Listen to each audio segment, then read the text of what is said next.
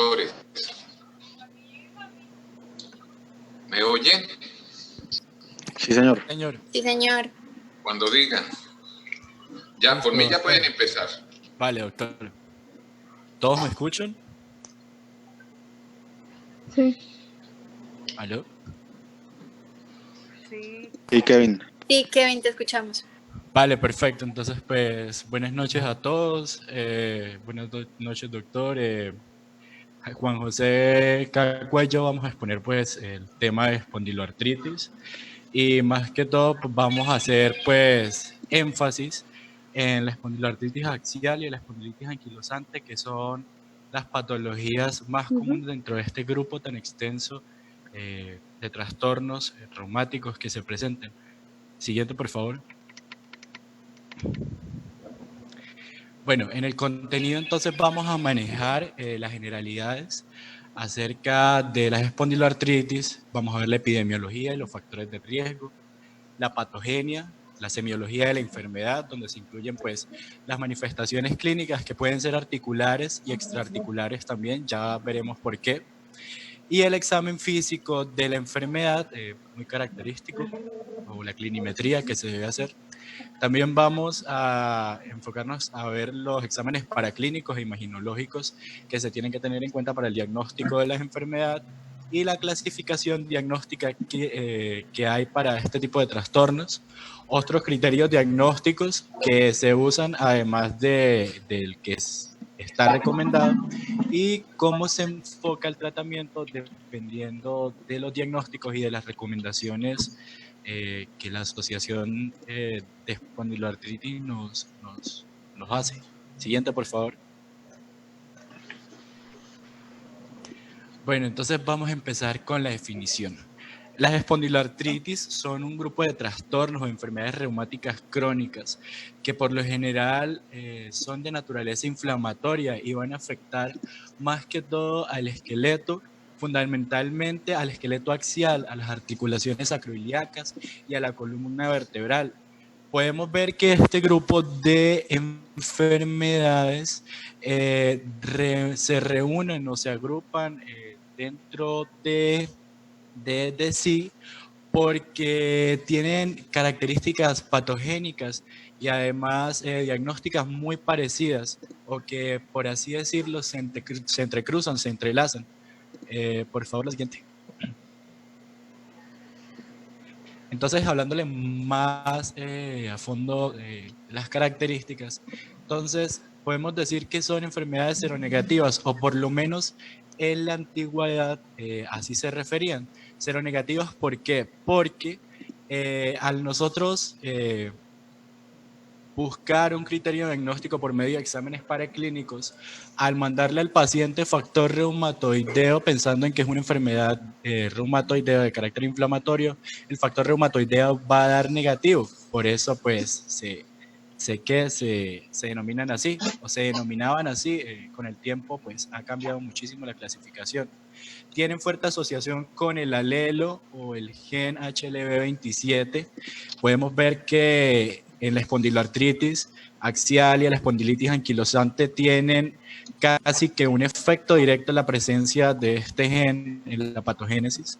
Tienen agregación familiar, claro, porque ya comparten el factor genético y pues no solamente tienen o comparten este alelo, el HLA27, sino otros 100 alelos más que se han descubierto, se han estudiado.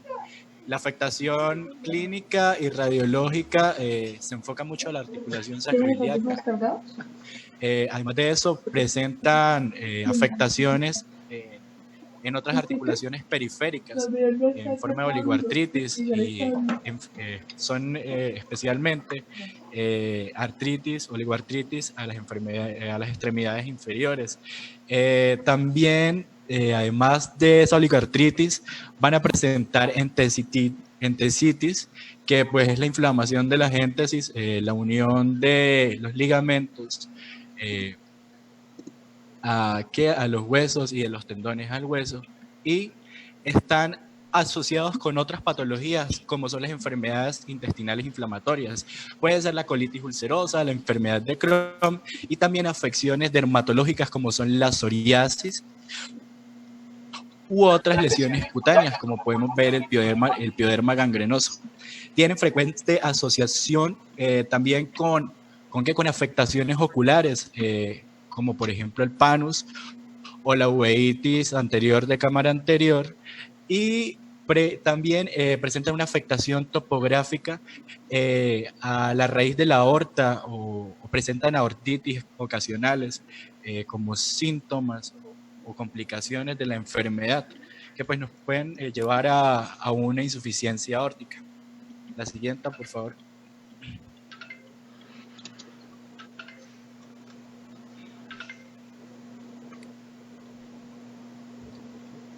Bueno, entonces aquí en esta imagen, para darnos la idea de cómo se ve la enfermedad macroscópicamente, vemos un paciente que está cursando con una espondilitis, una espondiloartritis, y vemos cómo la columna o el esqueleto axial se va deformando, haciendo que se pierda la lordosis lumbar y que haya una cifosis angular torácica. Y el paciente pues prácticamente pierde como el eje o por así decirlo coloquialmente, la forma de pararse bien. Por favor, siguiente. Vemos entonces aquí en esta imagen un grado mucho más avanzado de la enfermedad de una espondilitis anquilosante, donde esa cifosis angular es bastante prominente, bastante notoria, y vemos que no solamente va a afectar el esqueleto axial, sino que también va a hacer una deformación a nivel de la cintura escapular. Los brazos van a perder la posición que normalmente tienen y también la posición de los miembros inferiores, el eje de pararse, por así decirlo. Por favor, el siguiente. Bueno, aquí, como les comentaba, miren, hay otras imágenes de un señor con el estadio avanzado de la enfermedad y abajo se puede ver las radiografías comparativas a lo que nosotros vemos pues a simple vista, a inspección se puede decir así. Vemos que hay una cifosis bastante prominente y que además se pueden ver sindesmofitos, la pérdida de la integridad de las articulaciones de la columna y pequeñas zonas de inflamación que van a formar sindesmofitos, de lo que yo más adelante les voy a hablar. Por favor, siguiente. Bueno, estas otras imágenes con las pérdidas de prácticamente la posición normal del cuerpo en posición erecta. Entonces, pues, por favor, pueden pasar. Vamos entonces a hablar ahora de la epidemiología. Vamos a hablar y vamos a hacer énfasis en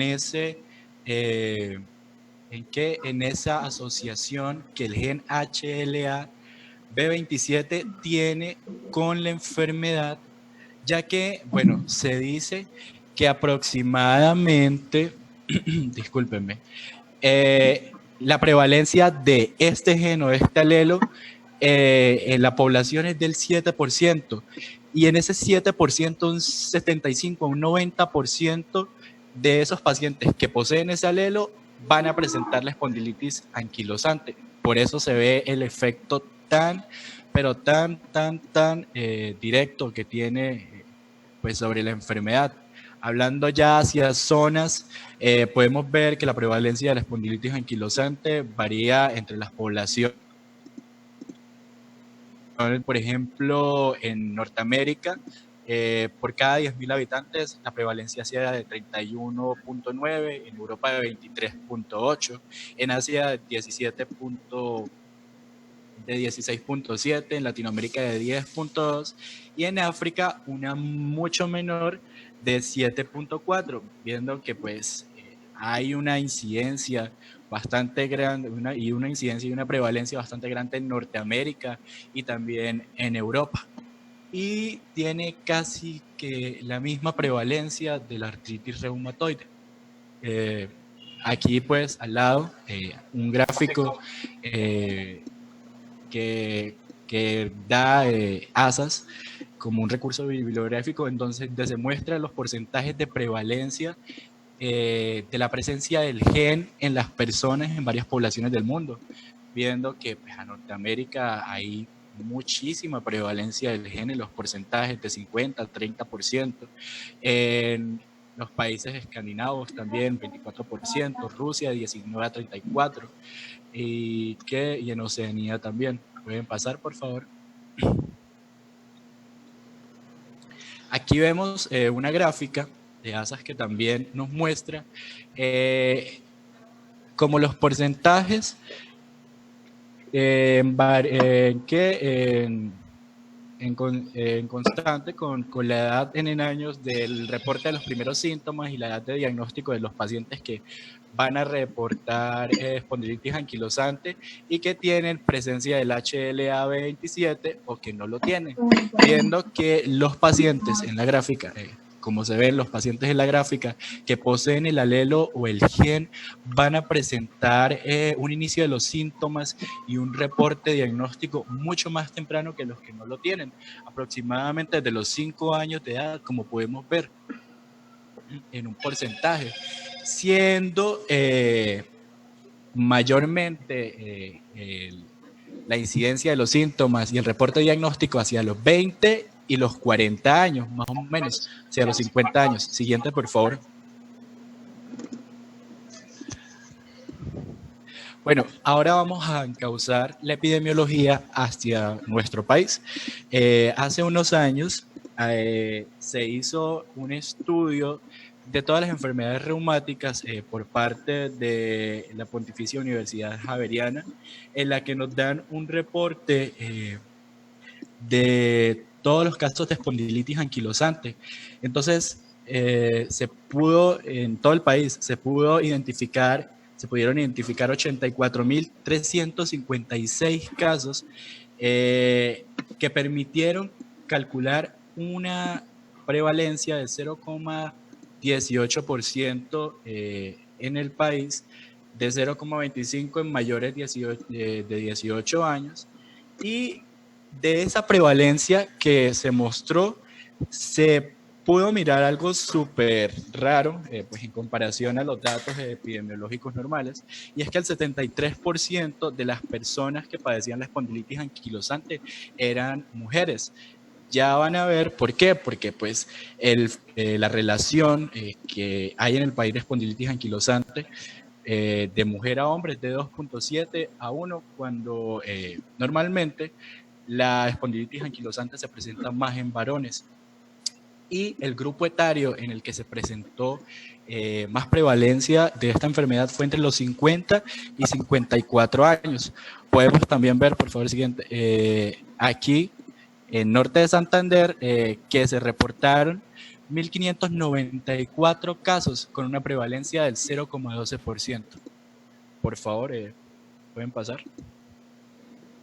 Bueno, entonces vamos a hablar más sobre los factores de riesgo, súper importante para poder identificar al paciente en la anamnesis o identificar pues el factor de riesgo cuando tengamos un paciente del que nosotros sospechemos de una espondiloartritis.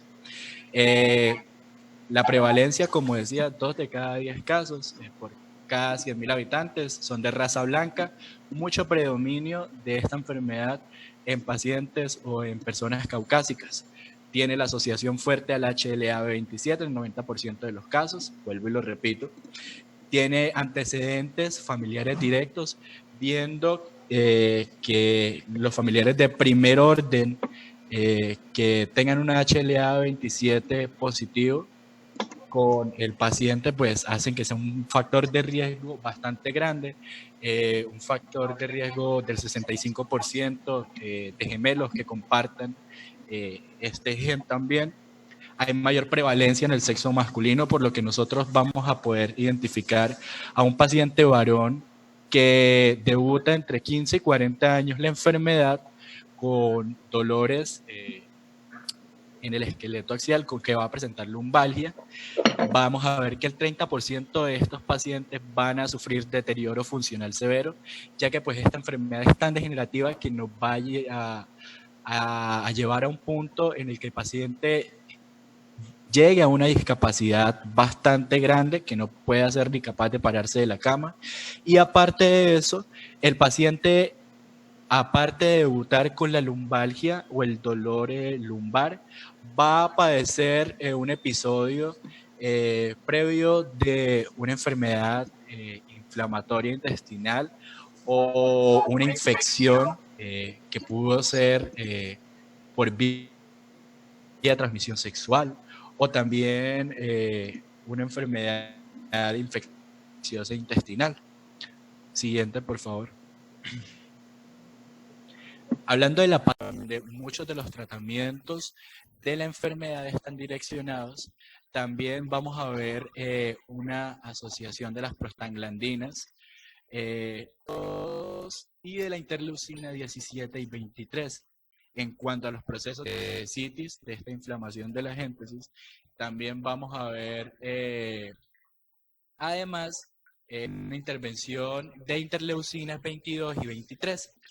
Se ha visto en varias experimentaciones de laboratorio en los que se hace el montaje para estas enfermedades, que hay un compromiso inflamatorio sistémico llevado a cabo por la interleucina 23, y que más que todo hay sitios topográficos donde la interleucina 22 y la interleucina 17 se van a fijar, como son la aórtica, como son las articulaciones sacroiliacas y también articulaciones periféricas y la éntesis del talón de Aquiles o aquiliana. Pues el mecanismo de inflamación no solamente está llevado a cabo por toda esta autoinmunidad, sino también por una biomecánica, por el estrés entésico que puede haber. Ese constante uso de las articulaciones que generan pues esta predisposición a la inflamación llevada por células T. Y finalmente, después de que hay una inflamación, de que se presenta una erosión en el hueso, que entonces se va a formar fibrosis, se va a formar un cartílago y finalmente va a haber formación por la expresión de varios factores de transcripción y de proteínas como son las WNT, las BPM y el factor de transcripción que finalmente llegan a los estados de anquilosis o de osificación de vértebra y vértebra de estas articulaciones intervertebrales, haciendo que una forma a la que se le denomina palo de bambú, columna en palo de bambú, por estas mismas factores de transcripción que están expresados sobre los osteoblastos. Entonces, hay que tener en cuenta eso. Células implicadas en la patogenia son células dendríticas, células T y los osteoblastos. Por favor, lo siguiente.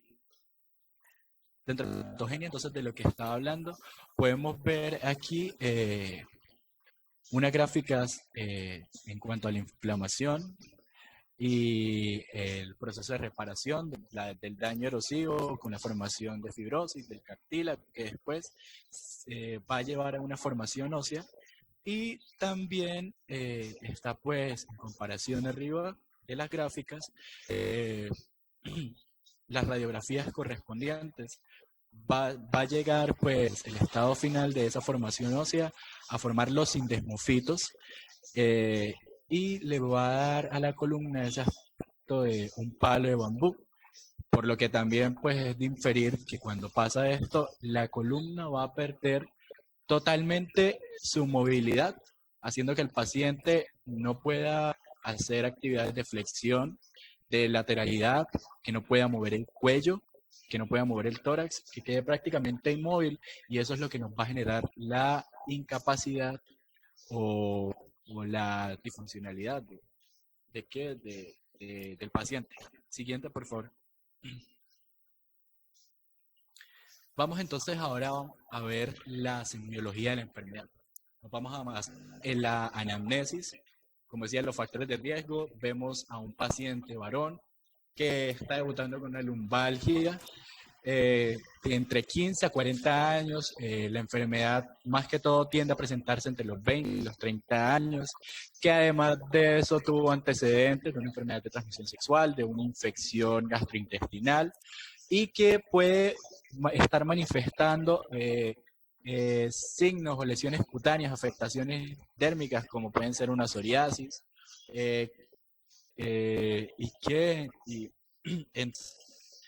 y a esto vamos a sumarle pues los antecedentes familiares de los que estábamos hablando en la epidemiología y a realizar el examen físico para llegar al diagnóstico de la enfermedad. Siguiente, por favor.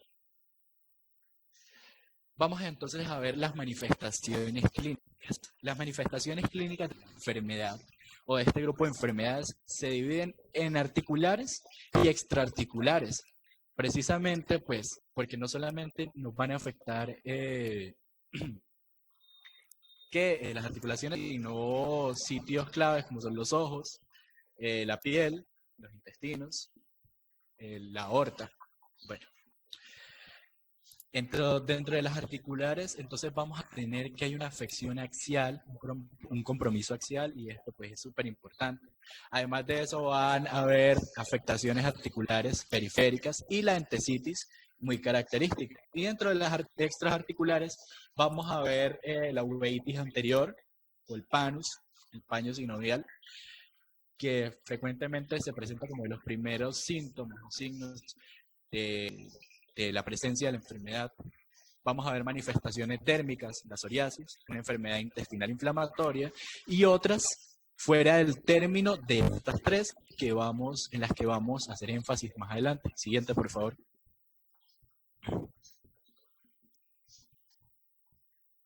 Dentro de las manifestaciones clínicas articulares, entonces en la afección axial vamos a encontrar dolor lumbar inflamatorio en el 75% de los casos, el síndrome sacroiliaco, que nos va a causar dolor alternante, puede ser de los glúteos o en la parte inferior de la espalda, y que además puede extenderse hacia las piernas, y dolor torácico, pues por este cambio de conformación de la columna torácica, que pues nos va a quitar expansión torácica y va a generar un dolor osteocondral. Siguiente, por favor. Vamos a hacer ahora un énfasis sobre el dolor lumbar inflamatorio. Siguiente, por favor. Bueno, entonces el dolor lumbar inflamatorio tiene diferentes criterios de diagnóstico, de Kalin, de Rudd-Weiler, criterios recomendados, que son los de esos.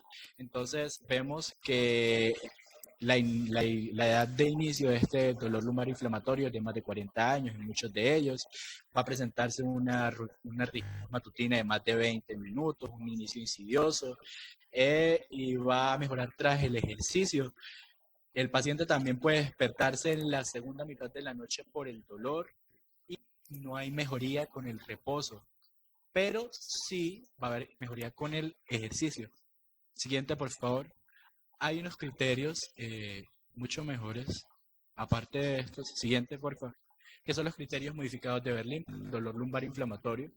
Se nos presentan rigidez matutina de más de 30 minutos. El paciente puede llegar hasta durar 1 hora para levantarse de la cama. Mejoría con el ejercicio, no con el reposo. Despertarse en la segunda mitad de la noche por el dolor, y el dolor alternante en las nalgas, que es muy, muy, muy característico de este síndrome sacroiliaco. Para confirmar el dolor lumbar inflamatorio, entonces vamos a tener confirmados al menos 2 de estos 4 parámetros. Siguiente, por favor.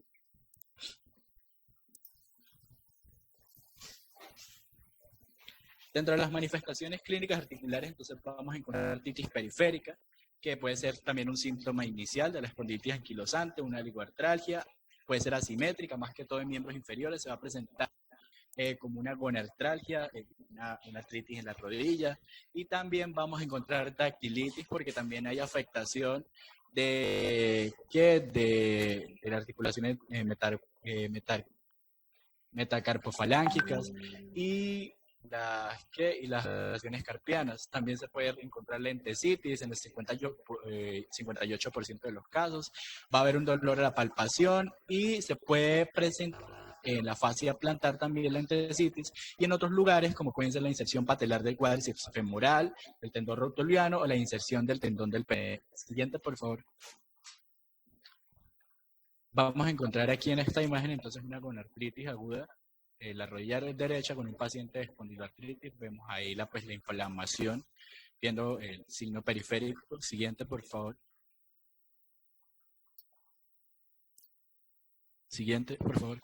Aquí vamos a ver entonces en una resonancia magnética de cadera, en el área acetabular, un edema, y en comparación pues al otro, estos síndromes de espondiloartritis pueden ser unilaterales, no van a empezar laterales y se van a ir expandiendo. Siguiente, por favor. En esta vamos a encontrar en la gamografía afección de las articulaciones metacarpofalángicas, de el segundo dedo izquierdo y del tercer dedo derecho. Siguiente.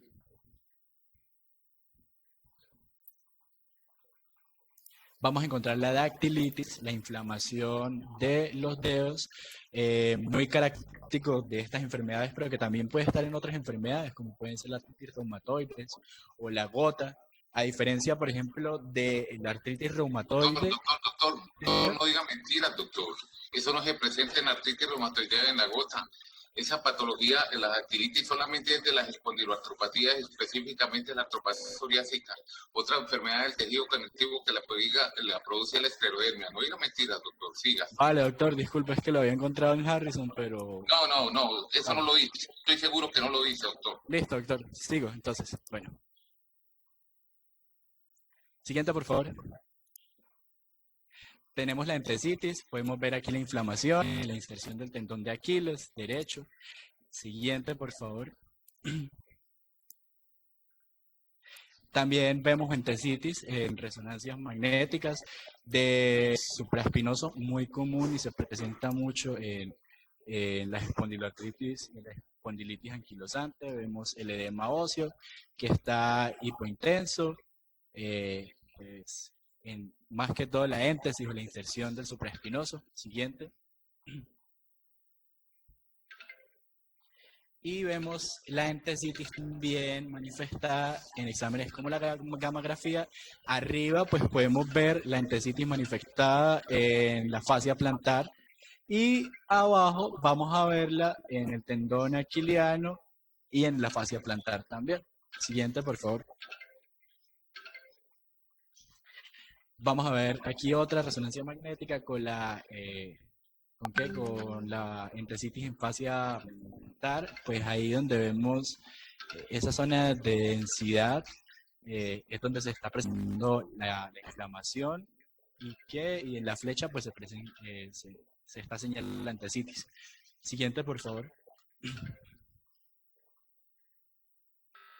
Bueno, entre las manifestaciones clínicas extraarticulares, entonces vamos a ver 42% de estas manifestaciones pueden estar presentes, en el 58% de los pacientes van a estar ausentes, el 51% de estas que se van a presentar van a ser la uveitis anterior, como decía, el panus, paño sinovial, se va a presentar dentro de los primeros síntomas de debut de la enfermedad, el 20% psoriasis, 19% la enfermedad intestinal inflamatoria y la combinación de todas ellas o de alguna de ellas se va a presentar el 10%. Siguiente, por favor.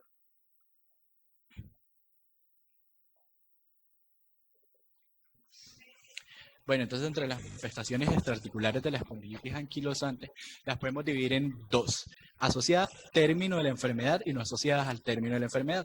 Si están asociadas al término de la enfermedad, entonces los sitios topográficos de afección van a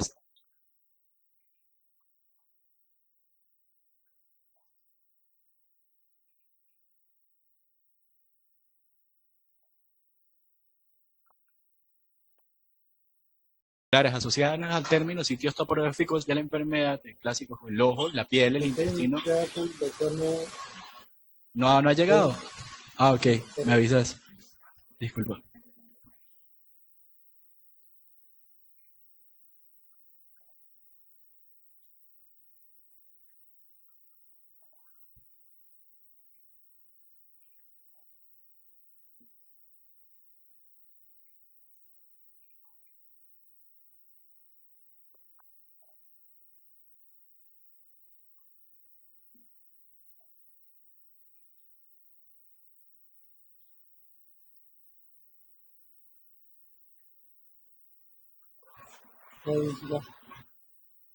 Puedes seguir ya, por favor. Vale, doctor. Voy a seguir. Entonces, asociadas al término sitios topográficos clásicos en la afección de la enfermedad, el ojo, la piel, el intestino, son frecuentes del 20 al 60%. Va a haber un curso de inflamación clínica en cualquier momento de la enfermedad, muy relacionadas a la inflamación axial o articular, y van a tener un efecto de mejora cuando se aplican los medicamentos clásicos para la espondiloartritis.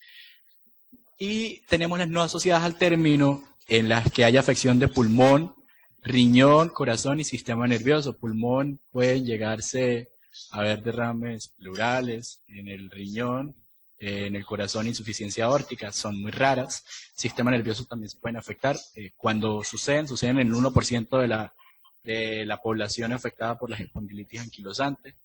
Y la mayoría de estas afectaciones es de carácter subclínico.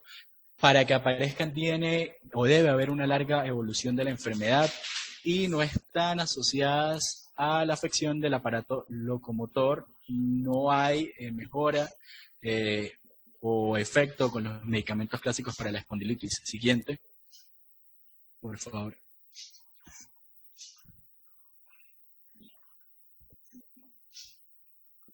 Entonces vemos acá la uveitis anterior aguda en espondiloartritis, tiene inicio agudo, es unilateral en la cámara anterior y tiene remisión espontánea asociada también a la presencia del alelo HLA-B27. Siguiente, por favor. Vemos aquí manifestación de psoriasis, las placas, los parches escamosos. Siguiente.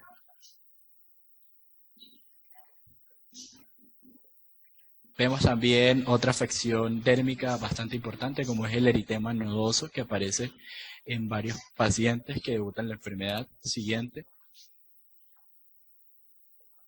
También en una menor incidencia se puede presentar estas pustulosis palmares en los pacientes que están debutando con espondiloartritis axial, espondilitis anquilosante. Siguiente. O también en fenómenos de artritis reactivas. El pioderma gangrenoso, como pueden ver en la siguiente imagen. Siguiente. Siguiente, por favor.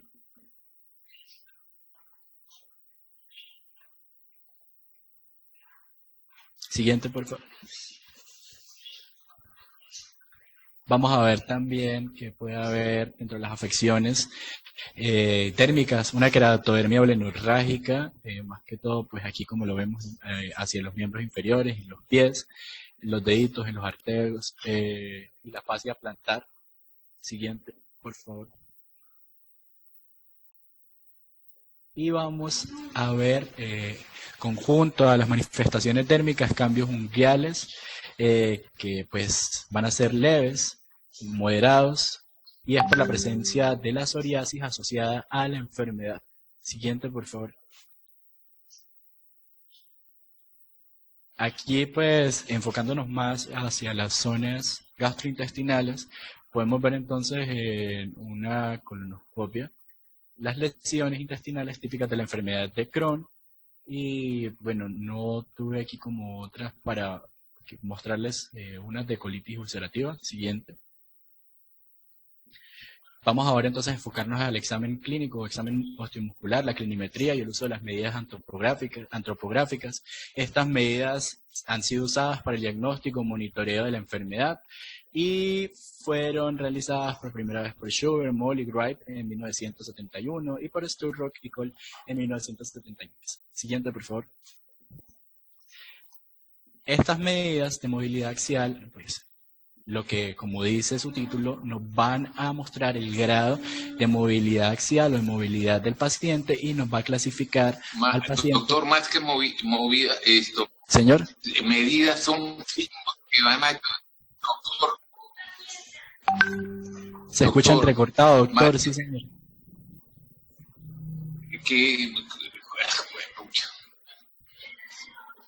Sí, doctor, lo estamos escuchando. ¿Me oyen? Sí, profe, hable que se le escucha bien. Sí, señor. Más que medidas son signos clínicos que nos van a ayudar a orientar, a hacer el diagnóstico y a hacer pensar en esto. Esto de toda la charla, esto es lo más importante, estos signos y signos que nos orientan al diagnóstico. Sí, doctor. No son medidas, sino signos. Muchas gracias. Bueno, entonces vamos a empezar estos signos de movilidad axial. Dentro de esto van a estar la expansión torácica, la distancia occipucio-pared, la distancia trago-pared, la rotación cervical, la flexión lateral de columna, el test de Schober, y recomendado mejor por ASAS, el test de Schober modificado, la distancia intermalleolar y la reunión de todo esto para hacer como unos cocientes y ver el estado de la enfermedad cuando se está haciendo monitoreo, el BASMI o el índice métrico de espondiloartritis anquilosante de Bath. Así se llama. Siguiente, por favor. Movilidad espinal, expansión torácica. Entonces, vamos a tener una cinta métrica, las manos descansando detrás de la cabeza, y vamos a medir a nivel del cuarto espacio intercostal en exhalación y en inhalación. Se le dice al paciente que haga inspiración forzada y luego expira y se mide. Después la expiración forzada y se mide. De diferencia mayor, lo normal mayor de 2.5, no de 4, doctor. Si es menor de 2.5 quiere decir que tiene limitación y es patológico. Siga, por favor. Siguiente. Ahora a la movilidad espinal, test o el signo de Schober modificado. Tenemos al paciente de pie y vamos a empezar a marcar una línea imaginaria que conecta varias espinas ilíacas superiores cerca de los hoyuelos de Venus. Muchas personas pues los tenemos. Y desde esa línea vamos a marcar 10 centímetros arriba. Luego le vamos a pedir al paciente que se incline lo más que puede, que haga una inclinación máxima hacia adelante, y vamos a medir de esos 10 centímetros la diferencia que hay en la inclinación. Vamos a anotar el incremento en centímetros, incluyendo los decimales, y se va a realizar en 2 intentos. Cuando pues está afectada esta flexión lumbar, esta diferencia creo que va a ser mayor de 4 o 5 centímetros en relación a los 10 centímetros primero tomados. Si no estoy en lo correcto, doctor, ¿verdad? 5 centímetros. Ok, doctor. Sigamos. Tenemos la movilidad espinal o la flexión lateral, en la que primero vamos a poner al paciente contra la pared y le vamos a pedir que pegue los talones y la espalda pues a la pared, que no flexione las rodillas ni se incline hacia adelante, que tome una posición totalmente recta, perpendicular a la pared. Hacemos una marca en el muslo donde termina pues la mano. Al inclinarse de ese lado, sin doblar las rodillas, ni levantar los talones y sin mover los hombros tampoco o las caderas. Y vamos a hacer una segunda marca que pues con esta acción, y vamos a dar lo anterior, se selecciona pues el mejor de los 2 intentos que se hizo para la izquierda y para la derecha por separado, y finalmente pues calcular la media entre el lado izquierdo y el derecho en centímetros, incluyendo los decimales. Doctor, ¿puede darme las medidas correctas de la diferencia para esta, por favor? Dicen uno, no, en esa no se usa tanto como se usa el Schober de Rey, en esta uno dice 4, otro 5. Hay diferentes medidas de esa, y por eso no se usa tanto. Sí, señor. Bueno, siguiente, por favor. Tenemos la alternativa, que es los talones, y que les pegados a la pared, no vamos a flexionar las rodillas, el mismo proceso que antes, y vamos a medir la distancia entre la punta del tercer dedo y el suelo antes y después de inclinarse hacia un lado, hacia el otro. Se selecciona el mejor de los dos intentos, izquierda por derecho separados, y se realiza el mismo proceso de diferencia entre izquierda y derecho, incluyendo los decimales. Siguiente, por favor.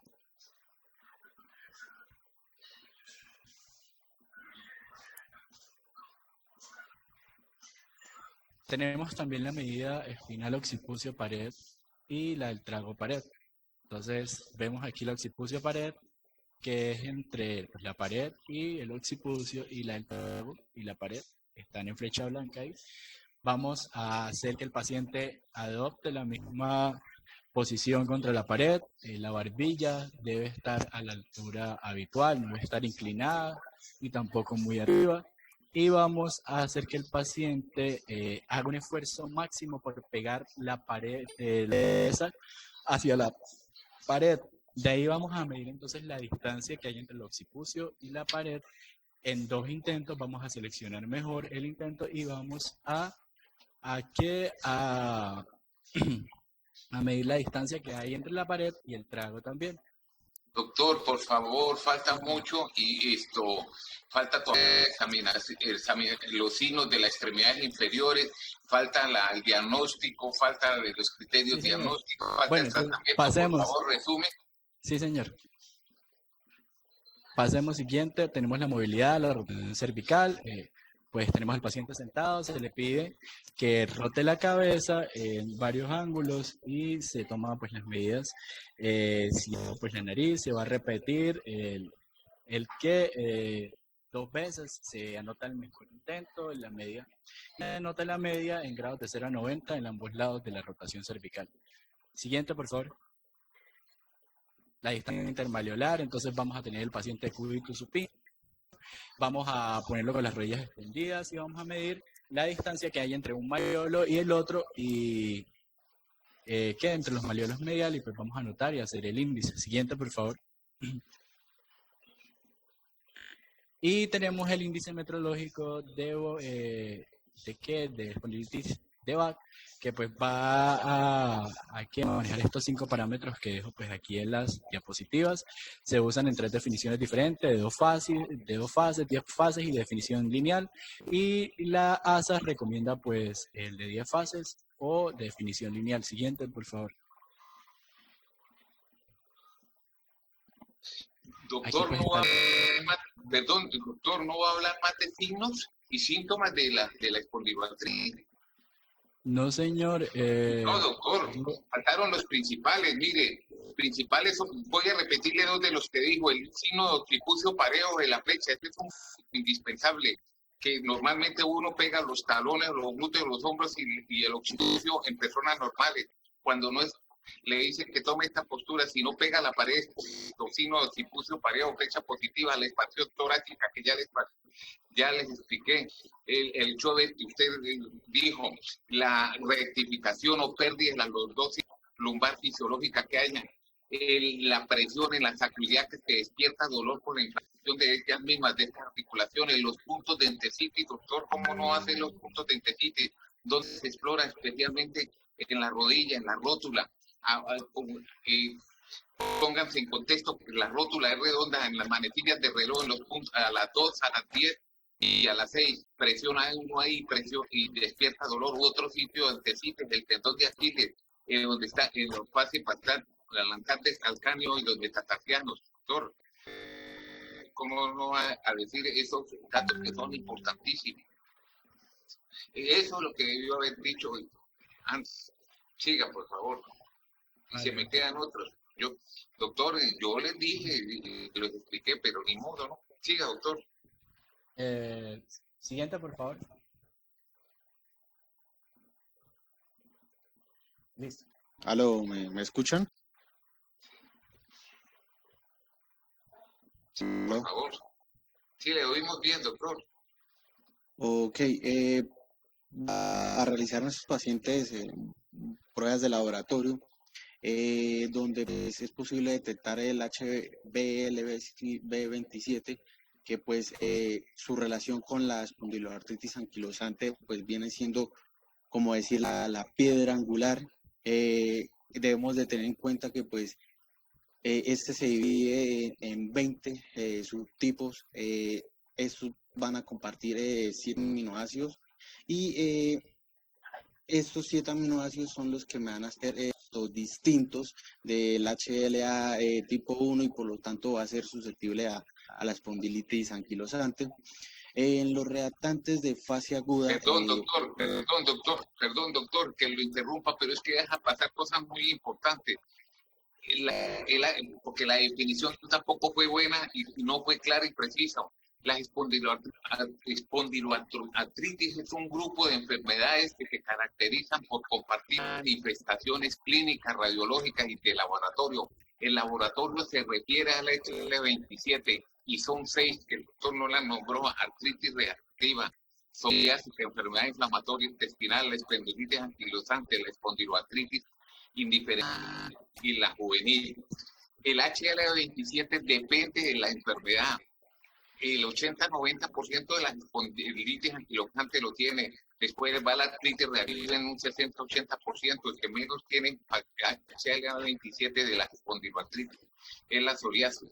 Doctor, en reactantes de la fase aguda, no sé qué quiso escribir. Ahí dice CRIBES, no sé qué es eso.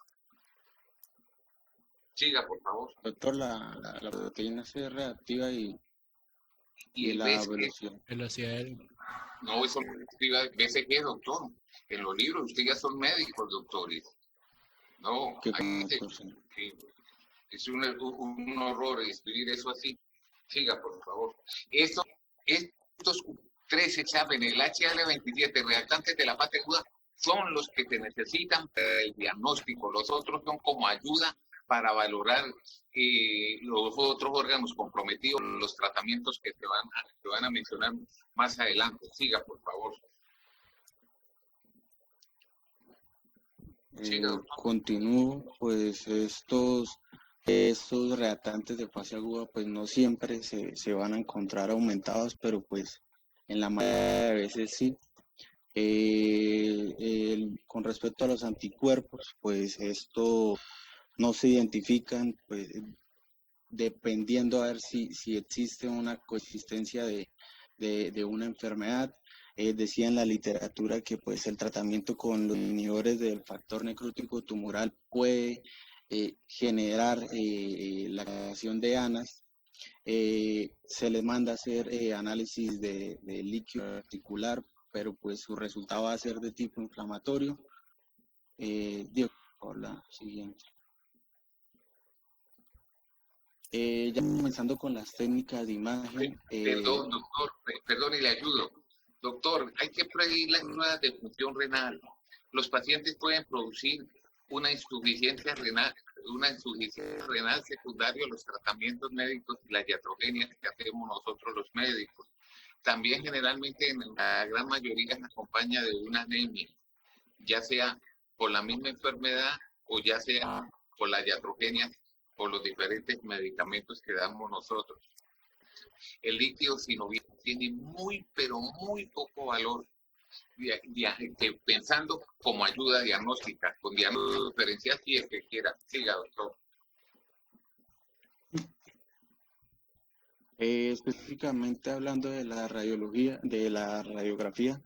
pues esta es una herramienta que pues es importante y más para unos criterios como es el criterio modificado de Nueva York, pero este va a tener un problema debido a que pues, listo, nosotros identificamos, pero pues va a tener incluso un retraso diagnóstico de alrededor de 6 a 8 años, lo que había leído, porque ya pues detecta la enfermedad en una etapa avanzada, sí. Y pues había leído que pues era recomendable el seguimiento a través de la radiografía, recomendable tomar una radiografía cada 2 años y tener en cuenta que pues la lesión más precoz y característica que se puede observar viene siendo la sacroileitis. Al inicio viene siendo unilateral, pero pues, ya con el tiempo esta pasa a ser bilateral y simétrica. Doctor, le quiero agregar eso. Todo lo que ha dicho ha sido muy correcto. La sacroileitis depende del tipo de espondiloartritis. Si es artritis reactiva y espondilitis anquilosante, generalmente eso es un dato radiográfico que nos ayuda a ir separando. Y cuando es por enfermedad inflamatoria intestinal y psoriasis, generalmente es unilateral.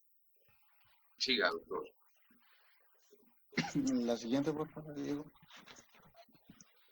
También le mandamos a hacer radiografías. Perdón, doctor, ¿usted va a decir la clasificación o la digo? Sí, claro. Sí, claro, sí, señor. ¿La va a decir más adelante? Adelante. Sí, señor, más adelante. Bueno, disculpe, perdón, siga. La valoración, ¿cierto? Sí. Siga, por favor. Vamos a valorar la columna vertebral, pues que la lesión característica, ahí le coloqué la imagen, es que estos pacientes inician con erosiones a nivel de la plataforma vertebral, donde se inserta el vello fibroso discal. A esto se le conoce como el signo el signo de Romanus, que posteriormente, ya evolucionando, ¿qué es lo que va a ocurrir? Osificaciones, se va como a juntarse los cuerpos vertebrales, y a eso es lo que llamamos sindemosfitos. Ya posteriormente va a ocurrir a nivel de toda la columna vertebral, y a eso es lo que se le denomina columna en caña de bambú. La siguiente. Y espéreme, doctor, vuelva atrás, por favor. Esto es lo característico. También pueden ser asimétricos, dar en ambos lados de la vértebra, derecho e izquierdo. Cuando es bilateral es más de espondilitis anquilosante. Cuando es unilateral es más de artropatía psoriásica. Y depende, cuando el sindesmofito, porque ahí se nombra sindesmofito, es una neoformación ósea a partir del proceso inflamatorio, salen del puro vértice, del vértice en la espondiloartritis, en la espondilitis anquilosante. Cuando salen de la mitad de la vértebra, o aparentemente de la mitad de la vértebra, es de enfermedad inflamatoria intestinal y hay artropatía psoriásica. También hay que ver que faltó está en la lateral, se puede ver la rectificación de la lordosis fisiológica. La vértebra tiene partes cóncavas, se vuelve, cuando tiene espondiloartritis, generalmente se vuelve totalmente todos los lados se ven simétricos, todos los 4 lados de la vértebra. Sí, por favor. Sí, señor. La siguiente, Diego. Esto ya para dar una valoración utilizamos el BASRI, que pues me va a evaluar la articulación de la columna cervical. De esta necesitamos una proyección lateral. Cuando evaluamos la columna lumbar, necesitamos la columna lumbar, la articulación sacroiliaca y la de la cadera, pues vamos a necesitar una proyección API lateral. Con respecto a esta evaluación radiológica, pues se demostró que era sensible, y por lo tanto era muy importante para el seguimiento de la espondiloartritis. Acá lo que le quiero mostrar en esta diapositiva es los grados en los que se clasifican. Vamos a pensar en la articulación sacroiliaca, en la que comienza el grado 0 al grado 4. El grado 0, la articulación está normal. En el grado 1, pues se sospecha de que hay alguna alteración. En el grado 2, pues ya se confirma como la esclerosis, las lesiones y el pseudoensanchamiento que tiene la articulación. En el grado 3, pues la articulación va a tener los puentes óseos, y en el grado 4 ya la articulación está totalmente fusionada. Cuando hablamos la columna lumbar de frente y de perfil y la columna cervical, como les dije, que se evalúa en una proyección lateral, es casi lo mismo, pero lo único que cambia son los grados 2, 3 y 4, pero acá lo que queremos mirar es si hay la presencia de sindemófitos. En el grado 2, pues, existe la presencia, ok, las erosiones de cuadratura, lo que nos hablaba el doctor, que es cuando pierden la concavidad. Eso es lo que se llama el signo Square, creo, doctor, si no estoy mal. Sí. Siga. Y pues ya verificamos si hay sindemosfitos al menos en 2 vértebras. El grado 3 ya si hay sindemosfitos de 3 vértebras o más. Y ya en el grado 4 verificar si hay una fusión de más de 3 vértebras.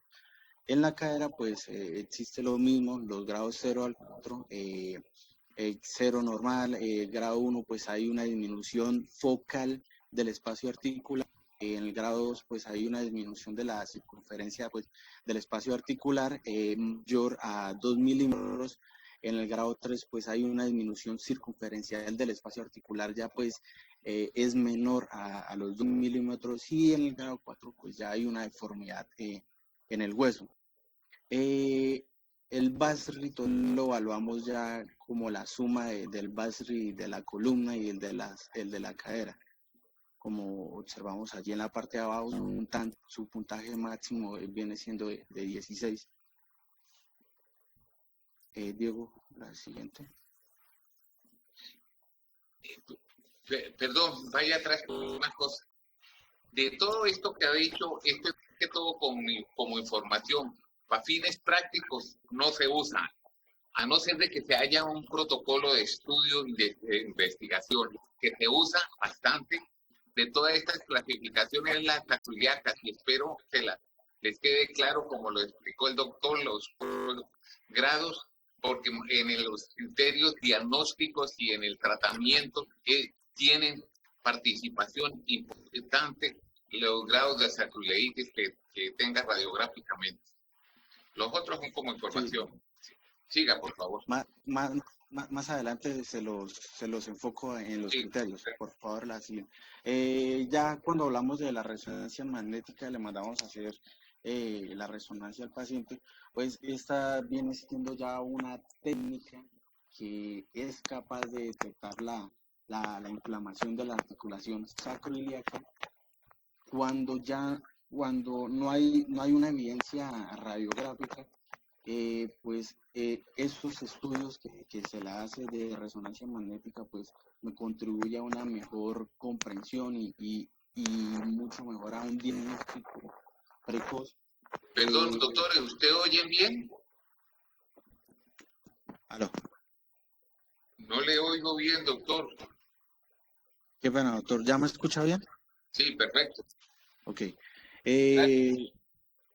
Esto, lo que le decía de la resonancia magnética, pues que esto es un estudio que me va a generar una mejor comprensión y pues un diagnóstico precoz.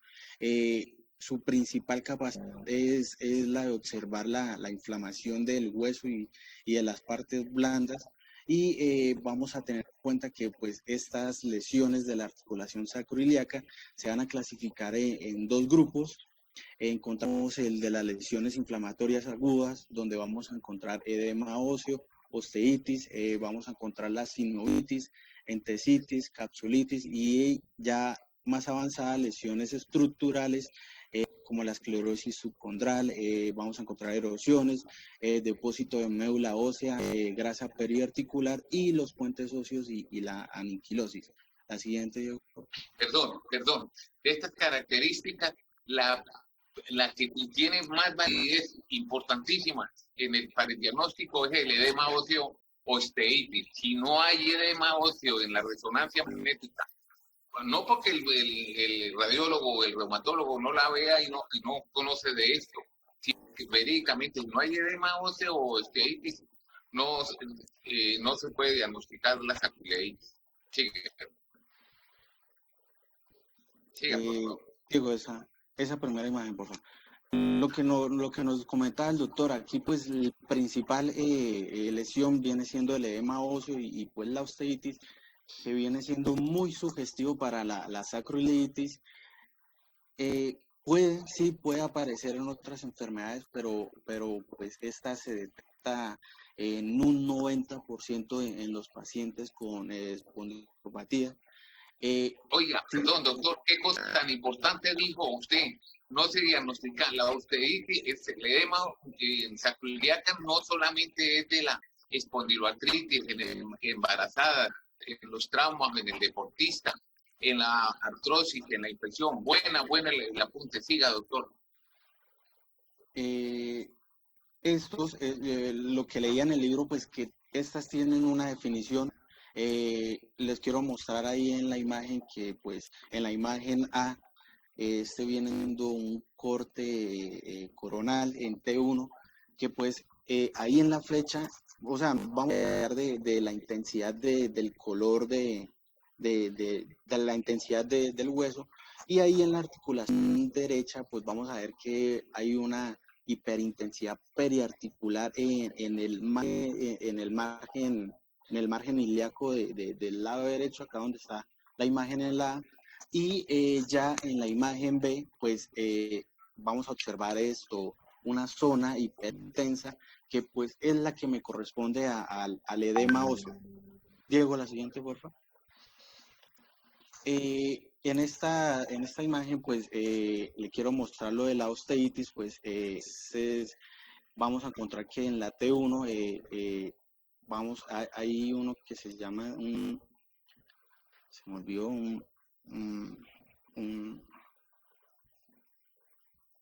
bueno, pues, ¿qué es lo que pasa en esta T1? Pues se le inyectan a los pacientes Medio de contraste galodinio. es exactamente intravenoso, y pues esto es lo que va a generar una supresión de la grasa, por lo tanto me va a reflejar la vascularización y pues la perfusión de la inflamación, lo que me va a sugerir la osteitis. En la figura A y B, ahí están las flechas, que pues estas son cortes axiales pues donde vamos a observar esto. En la figura, pues en este orden va a haber una disminución periarticular en el borde sacro, y en la figura B, pues ya vamos a observar una disminución de la intensidad en el borde ilíaco. Ya en lo que viene siendo la figura C, esas dos flechitas, que es la T1 CG con gadolinio, esto es lo que se denomina la osteitis. Continuamos, Diego. Doctor, esa pasa porque nos vamos a quedar ahí, ya llevamos hora y 10, falta bastante, doctor. Ok, doctor. Esa ya no la pase. Listo. Mire, esta diapositiva debió ser la primera, doctor. Yo les dije, pero no me creyeron. Quiero hacer el comentario de que faltaron estudios radiográficos de radiografía simple, de la columna lumbar, de las sacroiliacas, y una radiografía muy importante que ayuda mucho al diagnóstico de la radiografía de pies laterales, buscando los osteofitos, los esponjones o entesofitos, como quieran decirle, ya sea plantar o posterior en el tendón. Es muy importante tener en cuenta que las personas obesas, las personas de edad también presentan espolones, pero la diferencia es que los espolones de la espondiloartritis son bordes irregulares como algodonosos. En cambio, los de las traumáticos, ya sea por envejecimiento o por obesidad, los bordes de los espolones son muy claros, muy precisos. Esas otras radiografías que se deben de pedir, doctor. No sé si va a hablar, dijo que iba a hablar más adelante. Bueno, esta diapositiva debió haberla mostrado de las diferentes patologías que componen el grupo de la espondiloartritis. Siga, doctor. Sí, señor. Pues esta imagen pues es muy fácil de comprender, pues también depende del predominio de las manifestaciones, ya sea axial o periférica. Cuando son manifestaciones axiales, pues vamos a encontrar cuando no son radiográficas, cuando son radiográficas, ya cuando son periféricas vamos a encontrar la artritis reactiva, la artritis psoriásica, la enfermedad intestinal inflamatoria. Y pues esto, lo que le quiero hacer entender acá es que yo puedo tener un paciente con predominio de manifestaciones axiales, pero pues el paciente puede tener manifestaciones de artritis reactiva, artritis psoriásica, enfermedad inflamatoria. Diego, por favor, continuamos. Espere, vuelvo atrás, doctor.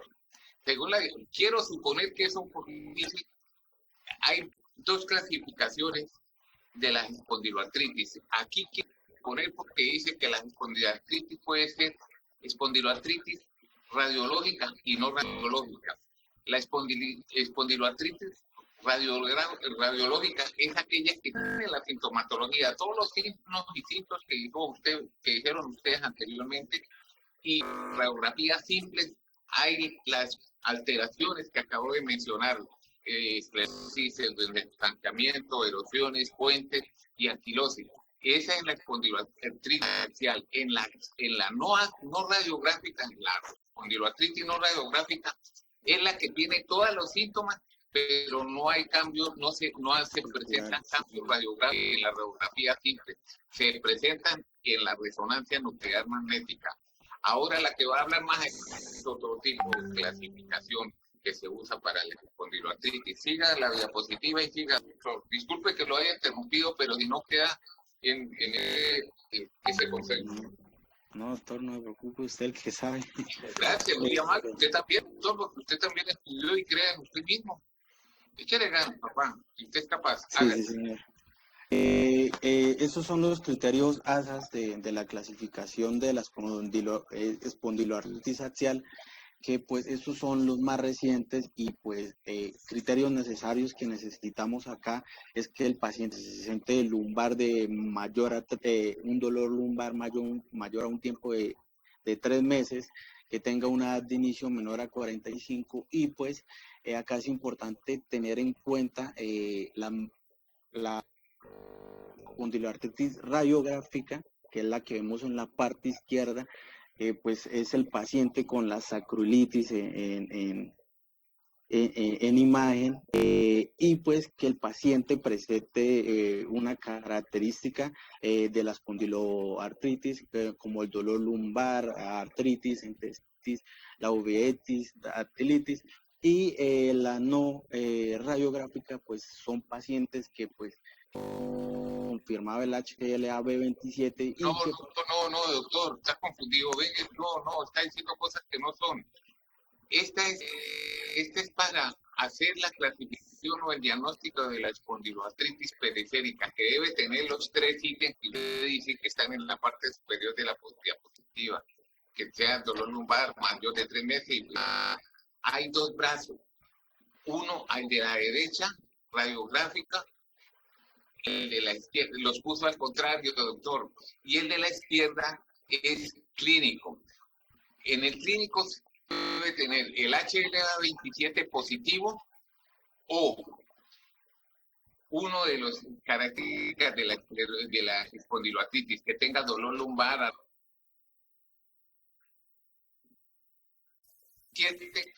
o el examen radiográficos. Si el HLA-27 debe 2 de los 11 y dolor lumbar, artritis, donde cualquiera de esas 2 más HLA-27, diagnóstico espondiloartritis axial. Si tiene alguna de las alteraciones radiográficas, ya sea el edema en la resonancia magnética o los cambios radiográficos que usted mencionó, debe tener el cambio radiográfico más uno de los 11 ítems. ¿Me dice entender? Bueno, hay que tener en cuenta que ahí no se valora la resonancia, sino los cambios radiográficos, porque la sacroilitis se divide, usted lo mencionó, en 0, 1, 2, 3 y 4. El 0 normal, el 1 con cambios mínimos, el 2 con la esclerosis, erosiones y pseudoencharcamiento, el 3 con 4 anquilosis. Cuando hay Sacroileitis grado 2 debe ser bilateral para que sea diagnóstico de espondiloartritis. Cuando hay sacroileitis grado 3 o grado 4 con que sea unilateral es diagnóstica. Siga, por favor. La siguiente, Diego.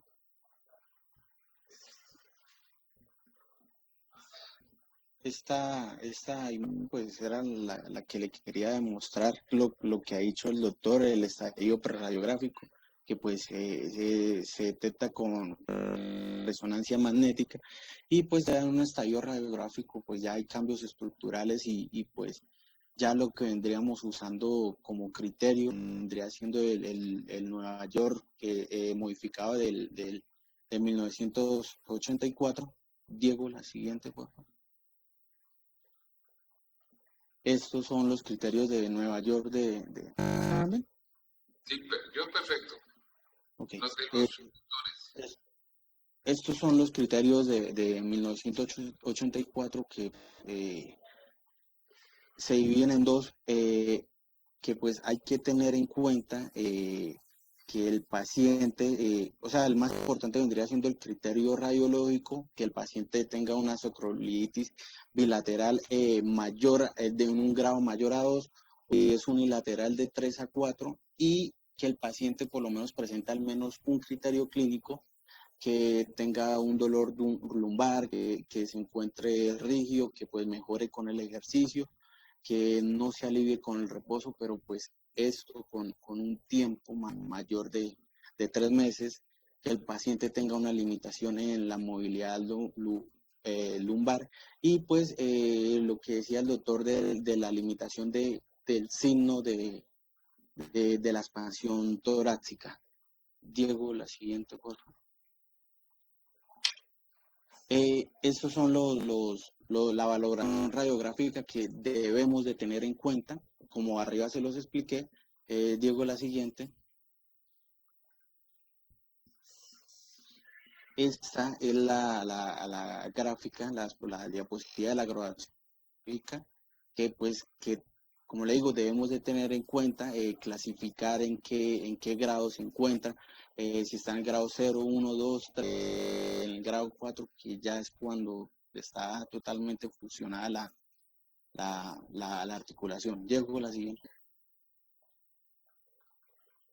Estos criterios ASAS para la clasificación de la espondiloartritis periférica es que el paciente debe de tener artritis, entericitis o dactilitis y debe tener al menos una característica de la espondiloartropatía, la uveitis, la psoriasis, la enfermedad de Crohn, o esto debe tener más de dos características de la espondiloartropatía, como las que están ahí. Una cosa que muy importante es la historia familiar de estos pacientes. Eso lo debemos de tener en cuenta si el paciente tiene algún familiar con esa patología. Siguiente, Diego. La siguiente. Ahí. Otros criterios diagnósticos. Doctor, por cuestión de tiempo, estos son los 5 o 7 criterios diagnósticos de la espondiloartritis. El último y el que más se usa en la literatura, y no son tan nuevos, ya tienen 10 años de que salieron los anteriores que usted mencionó. Esto como información, el que quiera leerlo lo encuentra en la literatura, solamente que refiera que existen estos criterios con poca uso. Siga, por favor. Este es un criterio que se usa, que se usaba del amor. Estos son los criterios Roma. Siga, Diego. Y es el siguiente. Siguiente. Y estos son los criterios europeos. Por favor, la siguiente, Diego. Nosotros debemos de tener en cuenta o de seguir la patología, la actividad de la enfermedad. Diego, la siguiente. Una de los scores que manejamos vendría siendo el ASDAS, en el que pues va a valorar la actividad de la enfermedad, la clínica, el laboratorio donde se valora proteína C reactiva o la velocidad de sedimentación globular. Y acá lo que queremos, o sea, consta de preguntas que cual queremos buscar el grado del dolor que tiene el paciente y pues tener bien el laboratorio de la proteína C reactiva. Diego, la siguiente. Estos son los puntos de corte que tiene esta valoración, en el que pues vamos a encontrar una enfermedad inactiva menor a 1.3, una actividad moderada que está entre 1.3 y 2.1, que la enfermedad tenga una actividad alta que esté entre cuando el resultado me dé 2.1 y 3.5, y si el resultado significa que la enfermedad tiene una actividad muy alta. Siga, Diego. Perdón, quiero hacer un comentario.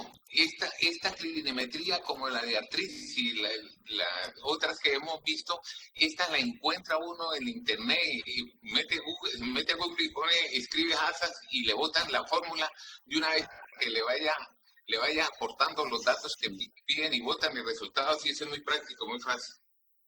Sí, señores, esos están uno los puede calcular en internet. Siga la siguiente, Diego. Otra que vendría siendo y que pues esta evalúa la actividad clínica de la enfermedad en la última semana. Esta es la más recomendable a usarla, pues este viene siendo un cuestionario que le realiza al paciente en búsqueda de si el paciente presenta fatiga, en búsqueda de la actividad del dolor que tenga, de dificultades que presenta durante la semana, la intensidad. Diego, la siguiente. Esta la base es otro cuestionario que se busca, pues consta de 1 a 10, o sea, siendo 1 el mejor y 10 el peor calificación. Acá busca calificar las actividades cotidianas que pues realizó el paciente la semana anterior y como el ponerse los calcetines, recoger el bolígrafo, entonces se va dando una puntuación a este. Diego, la siguiente. Ya para el manejo y el tratamiento de la espondiloartritis lo sacamos de un artículo del 2016 de ASAS y de EULAR. Diego, la siguiente. Entre los principios generales, pues vamos a encontrar que pues... No vaya a leer todo, doctor, perdón, no vaya a leer eso que está muy largo, resuma y ahí hay un algoritmo donde sale todo. Sí, siga Diego entonces, por favor. Qué pena, doctor.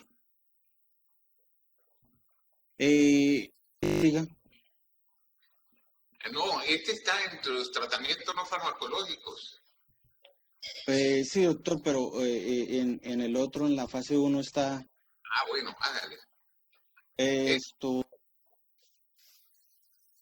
Estos son lo del tratamiento de la fase 1, pues hay que tener en cuenta una vez diagnosticada el paciente, debemos de tener un manejo multidisciplinario, recomendarle al paciente la terapia física, recomendarle al paciente y educarlo, que el paciente tenga ese principio de que deje de fumar, porque hay estudios en los que la actividad de la enfermedad está más aumentada cuando el paciente consume tabaco. Va ya a iniciar el tratamiento farmacológico, pues como línea primera vamos a usar AINES, pero debemos tener en cuenta el riesgo-beneficio que tienen estos y tener en cuenta que esto se usa en pacientes que tengan síntomas. Se evalúa a las 2 o 3 semanas si hay una respuesta suficiente, hay que continuar. Una respuesta insuficiente ya pues se considera cambiar el tratamiento a un paracetamol o por opiáceos. Y pues, Diego, la siguiente. Si tenemos falta de la eficacia de la fase 1 o si hay toxicidad en la fase 1, acá en la parte inferior ahí observamos la valoración de que los estándares que mantenemos de la actividad del paciente. En primera instancia, pues vamos a a considerar el tratamiento a través de los glucocorticoides inyectados, que pueden ser dirigidos localmente o sistémicos, pero pues hay que tener en cuenta que pues no se deben usar a largo plazo en estos pacientes. Se debe considerar también el uso de la sulfasalacina en pacientes que tienen una enfermedad periférica. Ya pues si está contraindicado o si hay falta de eficiencia porque la enfermedad viene siendo muy persistente, vamos a considerar el uso de las antirreumatoideas modificadoras de la enfermedad biológicas, pero debemos tener en cuenta, decía en el artículo, de que si el paciente está diagnosticado, si el paciente tiene el PCR elevado, si el paciente se le observa inflamación en la resonancia magnética, decía que la PCR viene siendo muy importante acá porque era como un predictor al tratamiento del factor necrótico, de los inhibidores del factor necrótico tumoral. Diego, la siguiente. Pues evaluamos a las 2 semanas. No, se evalúa a 3 meses los scores, manejamos los scores de la actividad de la enfermedad. Y Diego, la siguiente oración. Y si hay falta de eficacia, también los scores, y si no funciona, debemos ya considerar el tratamiento con otro inhibidor del factor necrótico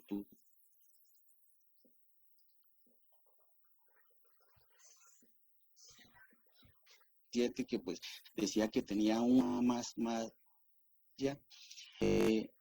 No, digo, atrás, por favor. Evaluarlo a los 3 meses de nuevo y pues dependiendo de la actividad de la enfermedad ya lo podemos cambiar el inhibidor del factor necrótico tumoral o cambiarlo por el de la interleuquina 17.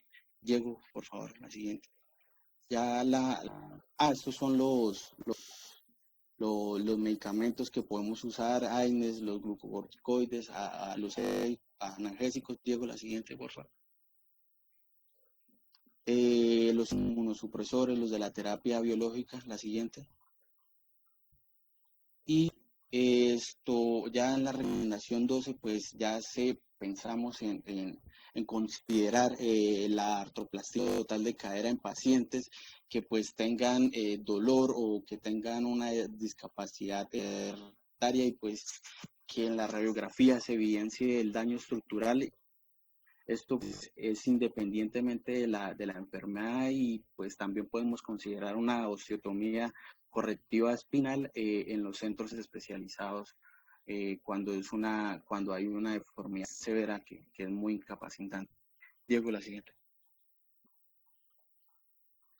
Bueno, quiero hacer un resumen y no dijo nada de la espondiloartritis axial. Mire, el tratamiento es así, depende del tipo de la clase de espondiloartritis que hay. Si es axial, el tratamiento antiinflamatorio no esteroideo con dosis máxima se deben dar mínimo 1 o 2 meses y si a la 1 o 2 meses no responde se debe cambiar a otro AINES. Yo no lo hago por el temor a efectos colaterales que ustedes conocen mejor que yo a nivel renal, a nivel cardíaco y a nivel intestinal. Yo se lo doy por 1 mes y si no responde, le pasamos.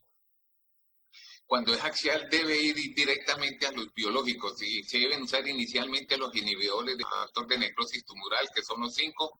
Si se valora respuesta a los 6 meses, si mejora, se da otro biológico con órgano blanco diferente, ya sea inhibidor de la interleucina 17, inhibidor de la interleucina 12 y 23.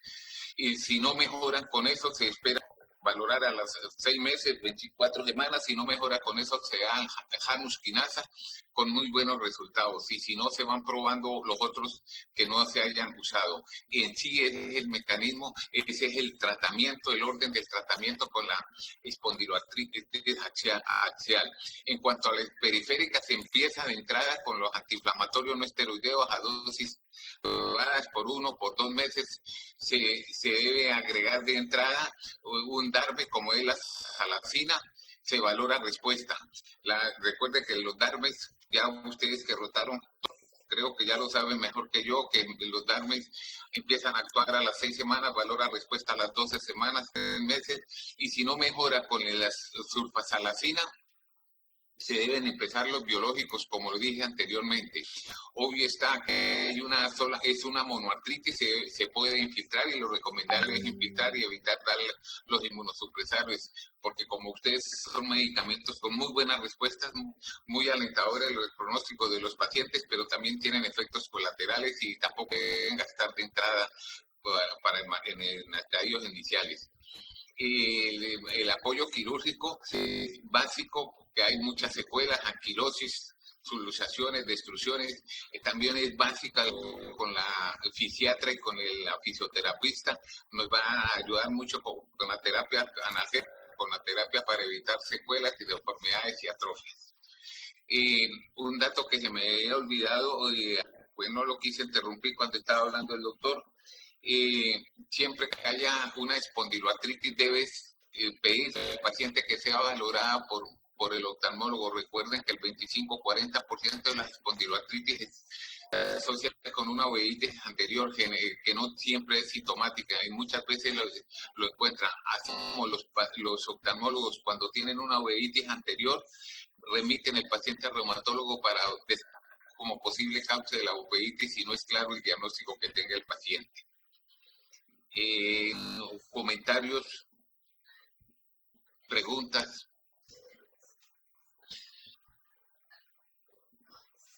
Doctores, yo les dije anoche, tómenlo en cuenta, ahorita ya pasó, y pues yo también empecé igual que ustedes, igual hice todo lo que ustedes han hecho, porque nadie sabe, nadie nace todo ya que lo sepa. Las conferencias después de 45, casi 50 minutos, esto cansa. Ya empieza uno a mirar el celular, a mirar el reloj, me están llamando, que la comida, ya empieza uno a moverse en el asiento, veo a varios acostados o en la retrinomatis. Entonces procuren resumir bastante, que no ven lo básico, lo indispensable. Bueno, me queda una charla para el día lunes a las 6 de la tarde, los veo. Desgraciadamente no me da pena, me atropella la tecnología, todavía estoy en la mañana, no he podido conseguir una aplicación de que me deje dar la clase completa. Uno de los grupos que han rotado conmigo intentaron el Meet, hay una aplicación Meet, corríjanme. Bueno, y también esa fue peor, pero esta es harta, pero es la única que me ha dejado. Ustedes tienen experiencia, muchachos, ustedes tienen información. Esto no es de la clase, esto no es de la rotación. Profesionales, jóvenes y más de la medicina que no sepan inglés están muertos. Profesionales jóvenes como ustedes y de la medicina que no sepan informática están muertos. Pero el lunes, mire, aquí entre por esta aplicación que nos deja la clase completa y se los voy a agradecer. Y el grupo que va a rotar el lunes conmigo, pues si lo hacen mucho mejor. Si no tienen, vuelvo y pregunto, alguna pregunta. Si no es así, les deseo buena noche, buen fin de semana, estudien bastante, que no vayan a sacar el martes más de 5, con eso es suficiente, de 5, ¿no? Fájense, crean en ustedes, muchachos, estudien y crean en ustedes mismos. Todos pasamos por ahí y lentamente se va llegando a donde uno quiere llegar. Dios los bendiga y como me despido siempre de ustedes, cuídense muchachos, porque si se cuidan ustedes, cuidan a papá, a mamá y a los demás familiares. Buenas noches, que estén muy bien. Feliz noche, doctor. Muchas gracias.